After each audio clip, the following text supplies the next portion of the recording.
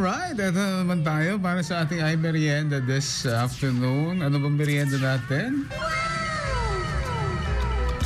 Alright, mga idol, alam ko gutom na gutom ka na. Oras na naman para tayo ay kumain. Oo, yan, natin. Ito ang ating ay merienda ngayon this afternoon para sa ating puso ng saging patis. Parang okoy siya ang dating.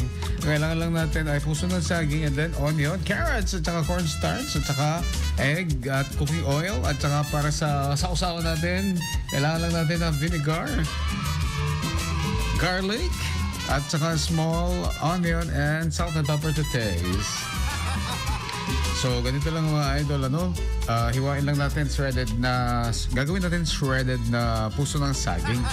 So, ayan, set aside na natin. Pero, mabalimit nga, ikpek ka lang. Tapos, hanga na chugpet. Combine all the ingredients for patis in a bowl. Mix thoroughly. Scoop mixture ng puso ng saging and share with patis. Eto na, idol.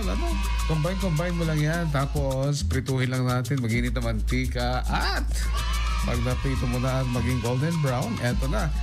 Crunchy na, idol. Masarap na isawsaw sa suka.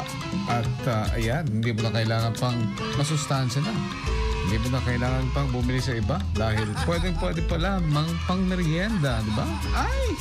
Merienda! Ayan ang ating ay merienda na nangyayari po yan every alas 3 hanggang alas 6 ng Malum kasama si Idol Santi Papi dito sa 99.5 IFM, Ay Namong FM. Super yan! Mga idol, ito po si Tony G.